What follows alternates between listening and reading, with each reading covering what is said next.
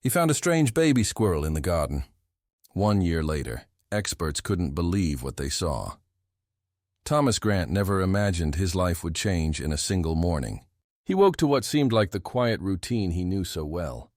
The soft hum of birds in the garden, the smell of damp earth, the gentle stretching of roses bending toward the light. It was his safe place, a world where nothing extraordinary ever happened. But that morning, buried beneath the silence of the leaves, a sound shattered everything he thought he knew. A faint squeak, small, trembling, desperate. At first, Thomas ignored it. A bird, a mouse, the rustling of wind against the stems. But the sound returned, weaker, almost pleading. His heart raced. Slowly, carefully, he crouched down and pushed the brush aside. What he saw there nearly made him hold his breath. Huddled against the dark earth was the smallest creature he had ever seen. At first glance, he thought it might be a newborn mouse or a baby bird that had fallen from its nest, but no. It was a squirrel, or at least it seemed like one, but not an ordinary baby squirrel. Its entire body fit in the palm of his hand. Its eyes were sealed shut. Its chest rose with short, irregular breaths, and its tiny paws, strangely shaped, with claws that curved more sharply than normal, pressed weakly against the soil. Thomas froze, unable to move, as if the air had thickened around him. Then the squeak echoed again, fragile but alive. Instinct overcame hesitation. He lifted the tiny creature into his trembling palms, his voice barely a whisper. My God. The warmth of its small body pressed against his skin, and in that moment, he realized this was no accident. This fragile, helpless life had appeared in his garden for a reason. Inside the house, Thomas placed the baby squirrel on a soft towel, crouching beside it with fear and wonder. It was so fragile, so impossibly small, its silky fur barely covering its pink skin.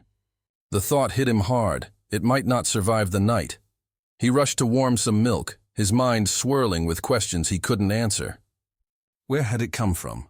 Why was it alone? And why did it look so strange? When he brought the milk on a small dropper, the baby squirrel barely moved. Too weak to drink, too weak to fight. Thomas tilted the dropper closer, holding his breath.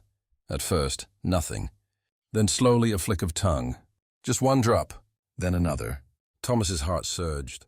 Each swallow felt like a battle won, like watching life claw its way back from the edge of the abyss. But even in that relief, something troubled him. The ears were angled strangely. The head had a slightly different shape.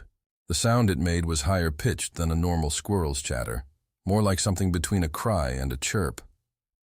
Thomas shook his head. Maybe it was just weak, underdeveloped. But deep down, he couldn't silence the thought. This was not an ordinary squirrel. The hours of that day stretched painfully. Thomas didn't leave its side, keeping a lamp nearby for warmth, adjusting the towel like a tiny nest. Every time the baby squirrel moved, his chest tightened, sometimes with relief, sometimes with fear. Hold on, little one, he whispered repeatedly, as if words alone could make it live. As night fell, exhaustion weighed on him, but he refused to close his eyes. Midnight came, then 1 in the morning. The house was silent. The streets outside slept, but inside, Thomas's world revolved around the faint rise and fall of a tiny chest. Each breath mattered. Every flicker of life felt like a miracle. At 3 in the morning, his head dropped onto the couch, jolting awake at the slightest sound. The baby squirrel whimpered, stretching its fragile legs and nestling back into the warmth of the towel. Thomas exhaled in relief, whispering, "You made it through another hour." His eyes burned with exhaustion, but his heart carried something more. Hope. At dawn, the first light crept back into the garden, but nothing felt ordinary anymore. Thomas leaned over the towel and ran his finger along the creature's fragile back. Against all odds, it had survived the night. He smiled, tired but amazed. "You did it," he whispered softly. He had no idea what tomorrow would bring, but one thing was certain. This wasn't just a baby squirrel he had found. It was the beginning of a mystery, a fragile secret that would soon shake his quiet life in ways he could never imagine.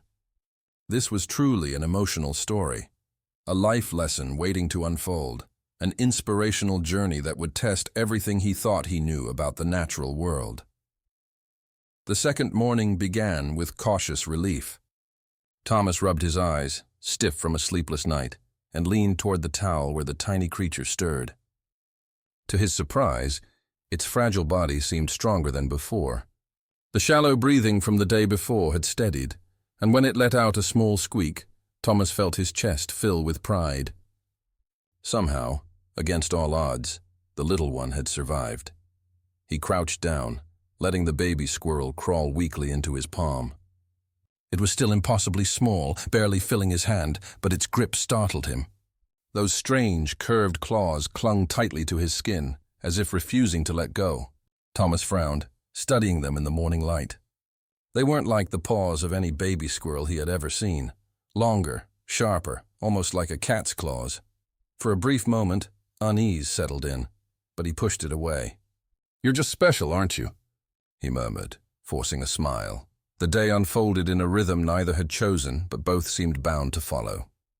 Thomas prepared the milk again, tilting the dropper carefully against the creature's mouth.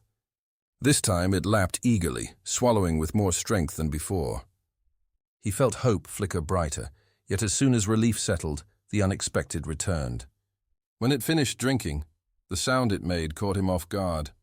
Not a squeak, not a chatter, something sharper, almost echoing strangely in the silent kitchen. The sound sent a chill down his spine. He leaned back, heart pounding, staring at the creature as it tilted its head curiously at him, as if asking why he was afraid. As the hours passed, Thomas couldn't ignore the signs. The speed at which it was regaining strength seemed abnormal. By afternoon it was crawling across the towel, unsteady at first. Then it darted forward with a sudden burst of energy that startled him so much he nearly dropped his mug of tea. He laughed nervously, shaking his head. "You're full of surprises," he said, though his voice trembled slightly. That night, when the house grew quiet, the tension returned. The small body nestled against the warmth of the lamp. Its strange cries pierced the silence. Thomas sat in his chair, watching every movement with both tenderness and unease. The shape of its head seemed unusual. Its ears pointed differently than normal, every odd detail haunting him, and yet, when he leaned closer and saw the fragile chest rising and falling in steady rhythm, his fear transformed into determination. This creature needed him. Whatever it was, it had chosen him. On the third night, exhaustion finally overtook him. He drifted in and out of restless dreams, only to wake startled at the slightest sound. Once he woke to a silence so heavy it felt crushing.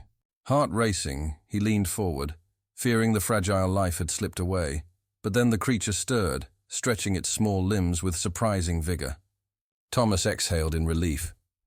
"Don't do that to me," he whispered shakily, running his hand over the silky fur. By the end of the week, the changes became undeniable. The fur, once light and thin, began to darken and thicken, shimmering slightly when light hit it at certain angles. Thomas ran his fingers along its back, pausing at the unfamiliar texture, softer, smoother, almost like silk threads woven with feathers. "What are you turning into?" he murmured, half in wonder, half in worry. The creature wagged its tail and licked his hand, as if to remind him that regardless of what he feared, it was still his companion. The bond deepened in ways Thomas couldn't explain. He found himself talking out loud, as if the creature could understand. "You scared me last night," he confessed softly one evening. It tilted its head, a golden shimmer flickering over its still-closed eyes. Somehow Thomas felt it understood. When he was restless, it would stir, nudging his arm. When he sat in silence, heavy with unspoken thoughts, it would curl tightly against him, as if offering comfort. It was more than instinct. It was connection. This healing journey was transforming both of them in unexpected ways. But the connection didn't silence the whispers in his mind. Strange paws, strange cries, a shimmer in its fur. He had never seen or heard of anything like this before. Was it really a squirrel? Or had something else invaded his garden that night? As Thomas sat near the lamp, watching the tiny creature fall asleep, he realized the truth. He didn't know what it was. He didn't know where it came from or why it had chosen him. But for now, those questions didn't matter. What mattered was simple. The creature had survived. It was his responsibility. And whether ordinary or extraordinary, he wasn't willing to let it go. The mystery was only beginning. This was more than just an inspirational tale of rescue. It was becoming a story that carried animal wisdom beyond anything he could comprehend. By the second week, the changes could no longer be dismissed as imagination. The baby squirrel was growing, but not in the way Thomas expected. Its legs lengthened rapidly, giving it surprising strength, while its paws remained oddly shaped, the sharp claws curving in a way that gripped his skin when it climbed onto his hand. Its fur thickened, now darker and patterned, shimmering slightly when sunlight hit it through the window. And its eyes, when they finally opened, left Thomas speechless. They were large, round, and glowed with a golden tone that seemed to have a light of its own. Not the soft, warm brown of a normal squirrel's eyes, but something sharper, almost otherworldly. The first time he looked into them, he froze. For an instant, he felt as if the creature was watching him, not the other way around. A gaze too steady, too wise for something so small. Despite the strangeness, the bond between them only deepened. The creature followed him closely now, scampering across the floor with bursts of speed that startled him every time. It would circle around him in the garden, sometimes darting ahead and then looking back, as if making sure he was safe. Thomas laughed, shaking his head at the antics, but he couldn't deny the sense of protection it gave him. It was no longer just a baby squirrel. It was his companion. This emotional story was evolving into something neither of them could have predicted. But outside the house, rumors began. At first, neighbors only saw a small, unusual squirrel following Thomas's footsteps. They smiled politely, commenting on how tiny it was and how its coloring seemed uncommon. But as days passed, curiosity grew. Mrs. Carter, who had raised animals all her life, was the first to speak openly. One afternoon, she stopped at the gate and watched the creature dart across the grass faster than any small squirrel had a right to move. "Thomas," she said slowly, narrowing her eyes. "That's not an ordinary squirrel." Thomas forced a laugh, brushing off her words. "It's just different," he said quickly. But inside, her comment haunted him. The attention didn't stop there. Children peeked over the fence, whispering and laughing at the strange sounds it made. Its cries had changed, now sharper, sometimes high-pitched, sometimes deep, unlike any chatter they had ever heard from a squirrel. One child gasped loudly, tugging on a friend's sleeve. "That's not a squirrel," the child whispered, eyes wide. Parents exchanged uneasy glances, pulling their children away from the fence. Thomas's chest tightened. His quiet world with the creature was no longer invisible. Others were noticing, and their curiosity carried both wonder and unease. That night, Thomas held the squirrel in his arms, stroking its silky fur as it nestled against him. "They don't understand you," he whispered, his voice heavy with emotion. The golden eyes blinked back at him calmly, full of trust. Regardless of what the world thought, Thomas knew the truth in his heart. This wasn't about appearances. It was about loyalty, but even he couldn't shake the growing strangeness. The creature's speed was unnatural, its strength surprising for its size, its eyes disturbing in their intensity. He found himself searching late at night, flipping through books, reading articles, trying to find a match. Every description of squirrels, hybrids, and rare species left him unsatisfied. Nothing explained what he had at home. One evening, desperate for answers, Thomas took the creature to a friend who volunteered at the local wildlife rescue. "Tell me what you see," he asked, his voice revealing both hope and fear. The friend observed it carefully, running fingers over the claws and fur. "It's strange," he finally admitted. "Healthy, yes, but the claws are too sharp. And those eyes? Thomas, I've never seen anything like it. It doesn't match any species I know." The words offered no comfort. Instead, they deepened the mystery. That night, Thomas sat awake again, watching the creature curled in its makeshift bed. His heart filled with tenderness, but his mind swirled with questions. What kind of animal was this that he had chosen to protect? How had it ended up in his garden, so fragile, so close to death? And why, as it grew stronger, did it seem more extraordinary with each passing day? The house was silent, but Thomas couldn't silence the discomfort he felt inside. The creature stirred, lifting its head, its bright eyes reflecting the lamplight. For an instant, man and animal locked gazes. Thomas held his breath. He didn't feel fear, not really, but something else. A weight, as if this small life had brought into his world a secret far bigger than either of them could comprehend. "Whatever you are," he whispered again, "you're mine now." He knew the truth. The world was beginning to notice. The fragile secret he had tried to protect was slipping beyond his control. This was becoming more than just a life lesson about compassion. It was transforming into something that challenged everything he understood about the natural world. By the end of the month, Thomas's fragile secret became impossible to hide. What began as whispers among neighbors now spread, carried by curiosity and rumor. People leaned over the gate more often, voices low, eyes wide, trying to glimpse the animal that seemed both familiar and strange at the same time. Children who once begged to pet it now stepped back, pointing in wonder at the way it darted with impossible speed across the garden. Adults exchanged uneasy looks, whispering, "That's not a normal squirrel." Thomas tried to ignore it, but each comment cut deeper. He had built a private world of loyalty and love with this creature, but now that world was being invaded. He felt it in every glance, every question, every photo snapped when he wasn't looking. At first he told himself it was just curiosity, but deep down he knew it was more than that. People weren't simply interested, they were unsettled. One evening Mrs. Carter returned, her gaze more penetrating than before. She stopped by the fence, her voice low but firm. "Thomas, I've raised animals for 40 years.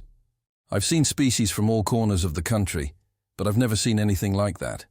She paused, her expression concerned. "Whatever you have there, it's not common. And people are going to start asking harder questions." Thomas nodded but said nothing. Inside, fear pressed on him. He wanted to believe that love alone could protect what he had found, but he already felt as if the creature was slipping beyond his control. The real change came when Dr. Reyes, the local veterinarian, showed up at his door unannounced. She had heard the rumors, she admitted gently, and wanted to see for herself. For a long moment, Thomas considered refusing, but one look at the golden eyes staring at him reminded him that hiding forever was impossible. He stepped aside quietly. "Come in." The creature walked slowly across the living room floor, its movements fluid, almost graceful. Dr. Reyes froze, her eyes widening. She knelt slowly, extending her hand cautiously. To everyone's surprise, the animal sniffed her fingers before pressing its nose gently against her palm. "It's friendly," she whispered, astonished. "But," she frowned as she examined its features. "Healthy, strong, but look at those claws and those eyes." She stopped speaking, shaking her head. "Thomas, I've seen hundreds of squirrels, and this doesn't look like anything I know." Her assistant scribbled notes, pen racing across the page, as Thomas stood rigid, protective. He wanted to shield it, tell them to leave it alone, but part of him also wanted answers. He had been questioning for weeks. Now someone else was admitting it too. This wasn't just a squirrel. The visit left Thomas torn between pride and fear. Pride because his fragile discovery in the garden had survived, grown, become something extraordinary. Fear because he knew the world wouldn't settle for silent fascination. Others would want to see it. Others would want to take it away. That night, after Dr. Reyes left, Thomas sat in the garden with the creature pressed against his leg. Moonlight shone faintly against its fur, revealing patterns he had never noticed before. He stroked its back slowly, whispering, "They don't understand you, but I do."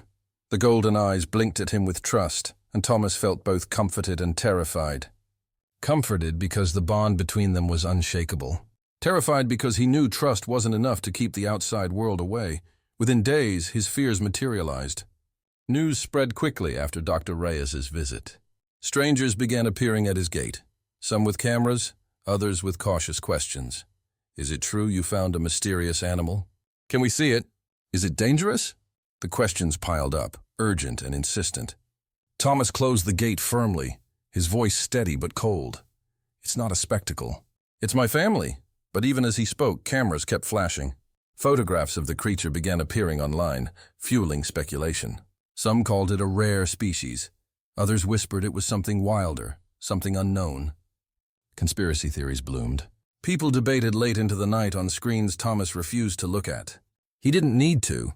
The truth was already knocking at his door. This inspirational journey had taken an unexpected turn. What had started as a simple act of compassion was becoming something that threatened to spiral beyond his control. The animal wisdom this creature carried seemed to transcend anything science could easily explain. A full year had passed since that quiet morning in Thomas's garden, when a faint squeak had drawn him to the rose bushes. What once fit in the palm of his hand now stood tall beside him, elegant and powerful, with eyes that gleamed like molten gold in the fading light. The world no longer whispered about his discovery. It demanded answers. Scientists, journalists, and authorities pressed for access, some gently, others forcefully, each convinced they had the right to study what Thomas had nurtured with his own hands. He resisted as much as he could, but eventually, curiosity won. He allowed a small group of experts into his home, hoping they could at least offer him the truth he had never been able to discover. When they entered the garden and saw the creature, silence fell. For a long moment, none of them spoke. Then one of the biologists exhaled sharply, almost in disbelief. "This is extraordinary," she whispered. Another leaned forward, adjusting her glasses, eyes wide with wonder. "It's not just rare. It's something we've never documented before." Their voices carried both reverence and unease as they examined every detail. The shimmer of its patterned fur, the hook-shaped claws that dug gracefully into the earth, the way it darted across the grass with fluid, impossible speed. One scientist lowered his notebook, shaking his head. "This isn't like any squirrel I've ever known. It's something completely different. A hybrid, a genetic anomaly, or perhaps a new species." Thomas stood silently to the side, arms crossed, listening to words like unknown, unique, and miracle float through the air. But none of it mattered to him. He didn't see a specimen. He didn't see a mystery to be solved. He saw the same fragile life he had found that morning, trembling in the earth, fighting to breathe. He saw every sleepless night, every spoonful of milk, every whispered plea to hold on. He saw trust. He saw loyalty. He saw family. When the experts left, still debating among themselves, Thomas sat in the garden with his companion leaning against his side. Moonlight poured softly over them, illuminating the shimmer of its fur. He stroked its back, his voice low, almost trembling. "A year ago, I thought you wouldn't survive the night. And now, look at you." The creature leaned into him, its bright eyes fixed on his face, as if understanding every word. For Thomas, that was enough. The days that followed brought more chaos. Reporters at his gate, strangers asking questions, speculation filling headlines. Some demanded the creature be handed over for research. Others begged to see it. Still others warned of danger. But inside his house, none of that existed. Inside, it was just Thomas and the extraordinary being he had chosen to protect. Every morning, it greeted him eagerly, circling his legs with bursts of speed. Every night, it curled beside him, watching him with eyes that seemed to carry ancient wisdom and silent devotion. In its presence, he no longer felt alone. Looking back, Thomas realized the questions no longer mattered. What was it? Where had it come from? Why had it chosen him? The experts had no answers, and perhaps they never would. But life's greatest gifts, he thought, don't always need to be explained. Some are simply meant to be treasured. The creature had taught him more in a single year than any book or scientist ever could. It had shown him resilience, the power to fight for life when all hope seemed lost. It had revealed loyalty, staying by his side even when the outside world grew restless and suspicious. And above all, it had shown him that love has nothing to do with names or categories. Whether it was a squirrel, a hybrid, or something entirely new, it was his companion. His miracle. This healing journey had transformed both their lives in ways words could never fully capture. One night, as stars glittered over the same garden where everything began, Thomas sat calmly on the grass. The creature stood tall beside him, its silhouette shimmering softly in the starlight.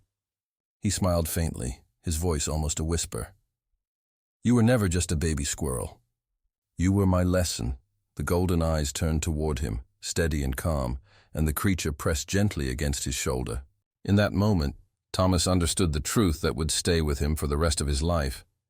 Miracles don't always come with thunder or fire.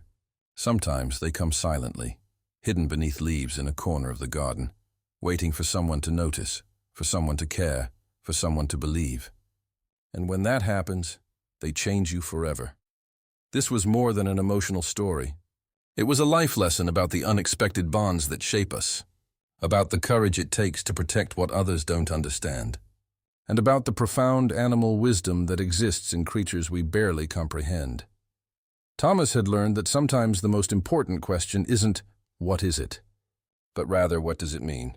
And what this creature meant to him was simple: hope, connection, and the undeniable proof that love transcends understanding. The media attention intensified with each passing week. What had started as local curiosity transformed into regional fascination and eventually national interest. Articles appeared in wildlife magazines. Videos circulated online. The creature that Thomas had saved became known simply as the mystery squirrel, and people everywhere wanted answers. Thomas tried to maintain normalcy, but normalcy had become impossible. Every walk in the garden drew stares.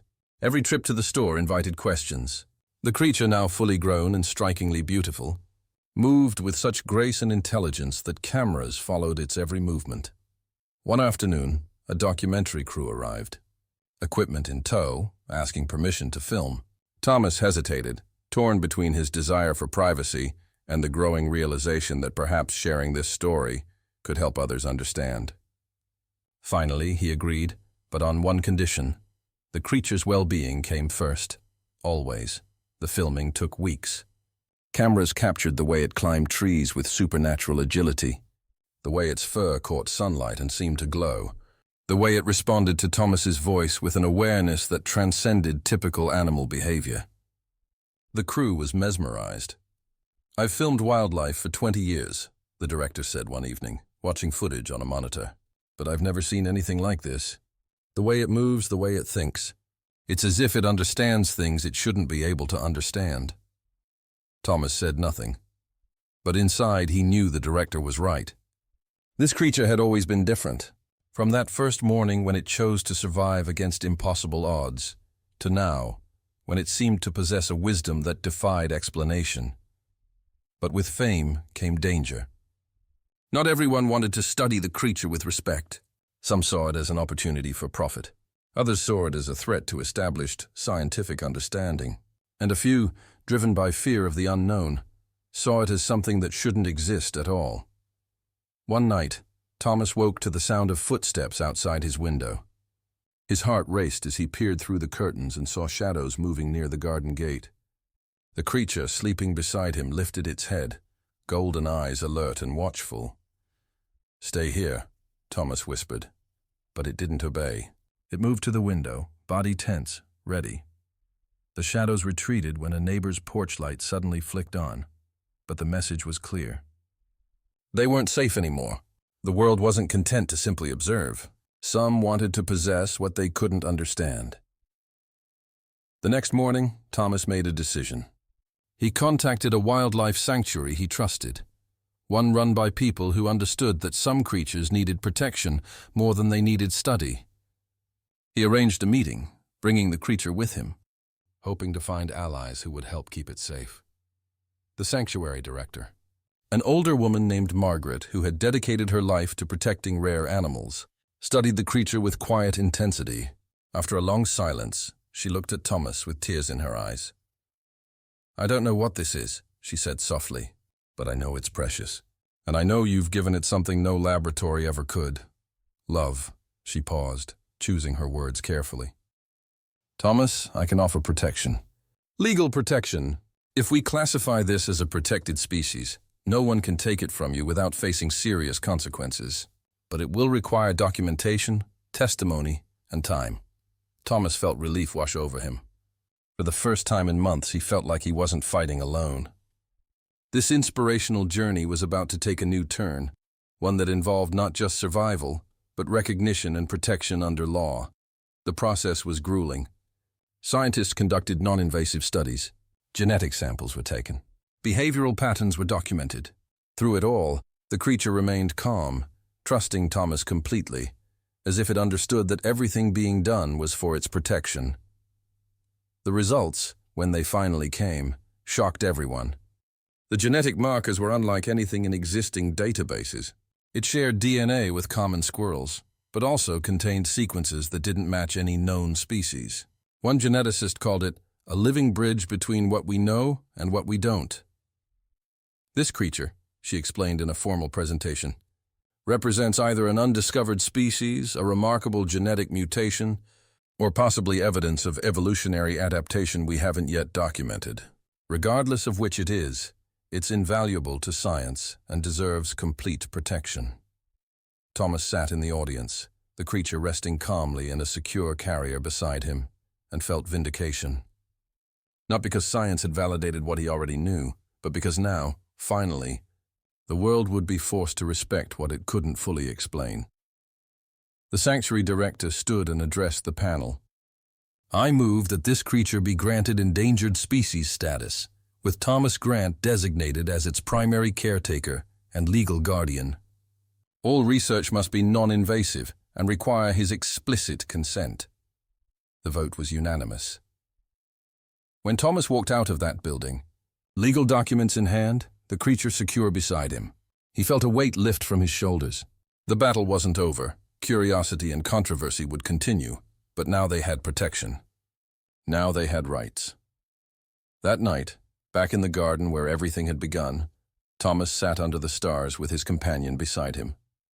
The creature's golden eyes reflected the moonlight, and for a moment, everything felt peaceful again. "We did it," he whispered. "You're safe now." The creature pressed its head against his hand, and Thomas felt the familiar surge of connection, the bond that had carried them through impossible odds. This emotional story had become something bigger than either of them. It had become a testament to what happens when someone refuses to look away from fragility, when someone chooses compassion over convenience, when someone protects what others would exploit. But the greatest challenge was still to come, and it would test everything Thomas believed about the creature, about himself, and about the true meaning of freedom. Months passed in relative peace. The legal protection held. The media attention faded to manageable levels. Thomas and the creature settled into a rhythm that felt almost normal, though nothing about their bond could ever truly be called ordinary. But as the second year approached, Thomas began noticing something that both thrilled and terrified him. The creature was changing again, not physically this time, but behaviorally. It spent longer periods in the garden, staring toward the forest that bordered his property. Sometimes it would climb to the highest branch of the oak tree and sit there for hours, perfectly still, as if listening to something Thomas couldn't hear. One morning, he found it at the edge of the property line, body tense, clearly wanting to explore beyond the fence but stopping itself. When Thomas called, it returned immediately, but something in its eyes had shifted. There was a longing there, a pull towards something wild and unknown. Thomas's heart ached with understanding. He had saved this creature's life. He had protected it from those who would harm it. But in doing so, had he trapped it in a world it was never meant to inhabit? The question haunted him through sleepless nights. He consulted with Margaret at the sanctuary, who listened carefully before speaking. "Thomas," she said gently, "what you're seeing is instinct. This creature, whatever it truly is, has wild nature in its blood.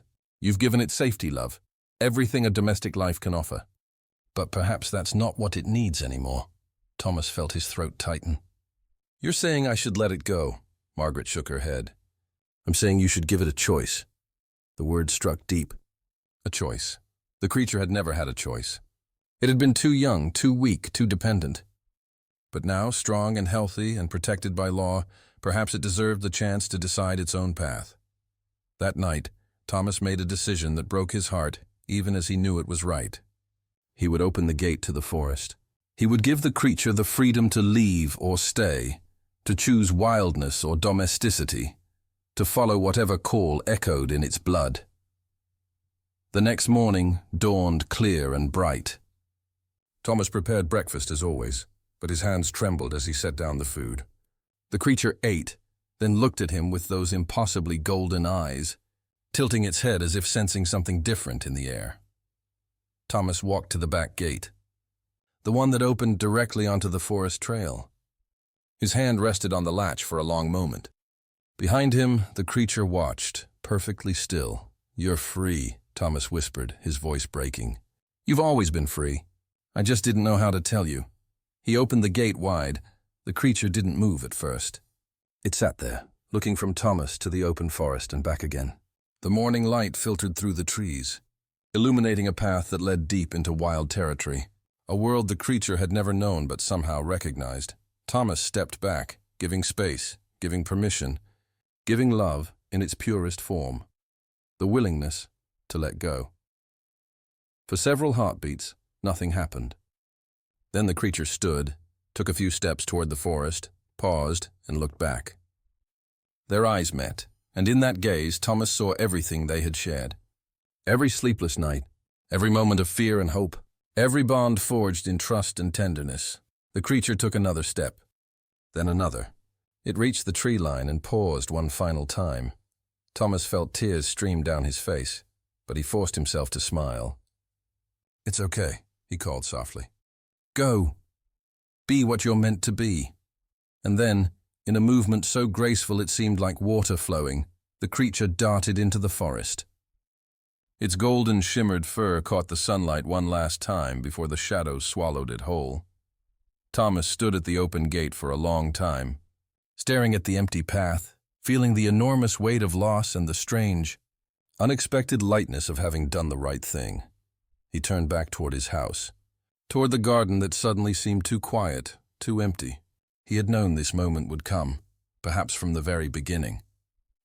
Some creatures aren't meant to be kept, no matter how much love surrounds them. The day passed in hollow silence.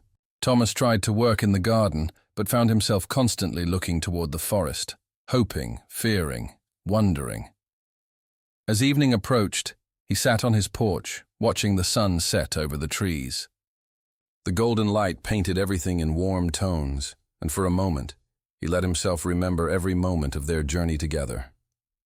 This healing journey had taught him more about love and sacrifice than anything else in his life. Then, just as the last rays of sunlight began to fade, he heard a sound.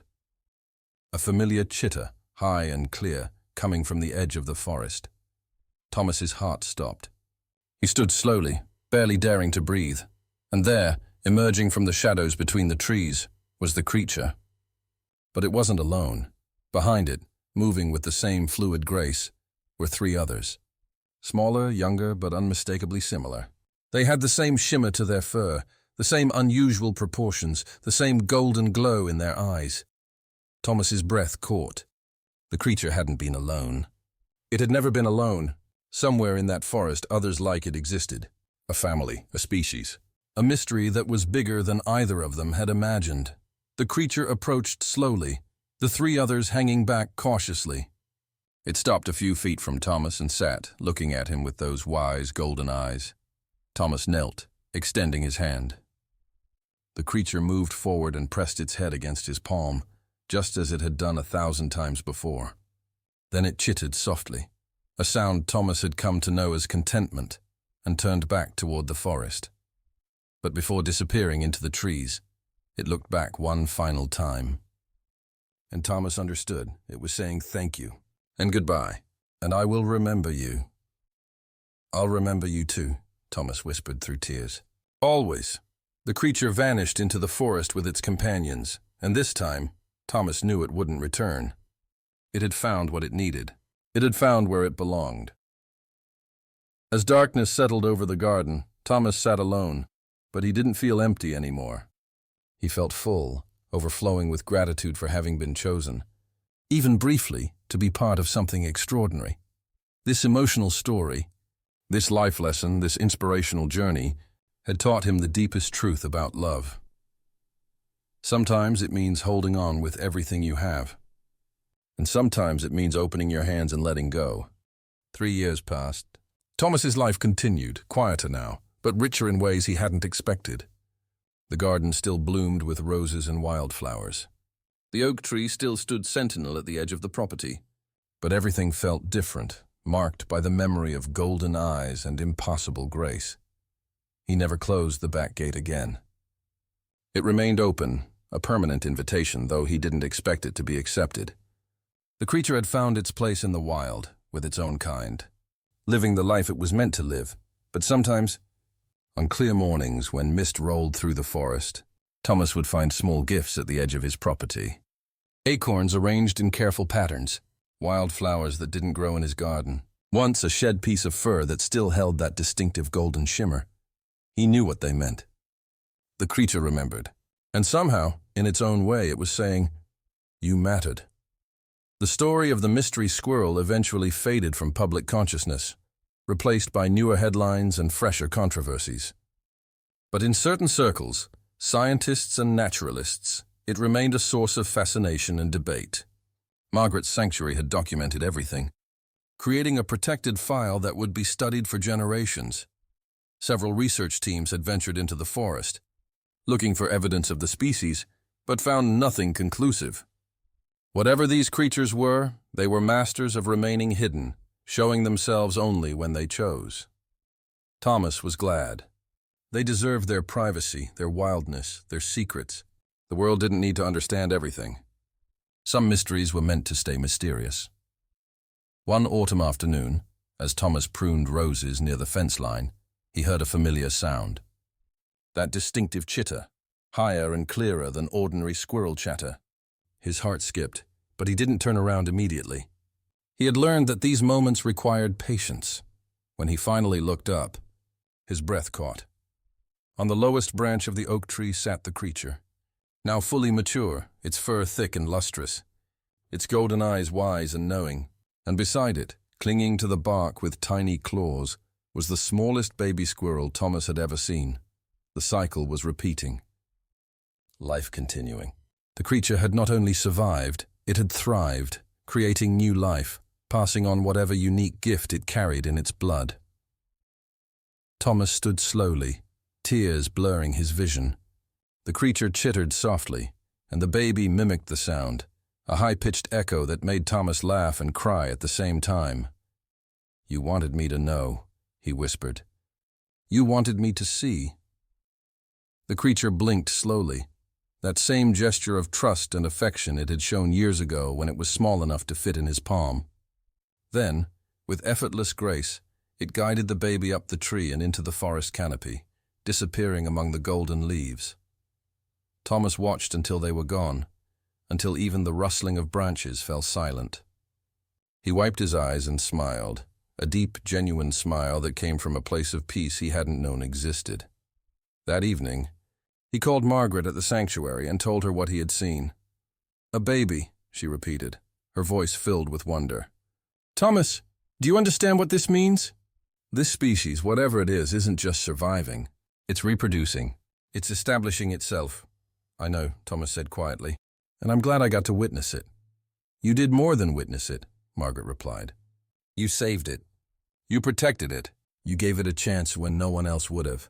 That baby exists because you didn't walk away from a fragile life in your garden." After they hung up, Thomas sat on his porch as the sun set, painting the sky in shades of gold and amber. He thought about that morning 3 years ago, when a faint squeak had changed everything. He thought about sleepless nights and desperate hopes. He thought about the moment he opened the gate and let go of what he loved most, and he realized something profound. The creature had taught him the greatest life lesson of all, that love isn't about possession. It's about giving something the space to become what it's meant to be, even if that means watching it walk away. The animal wisdom he had witnessed went beyond anything scientific study could measure.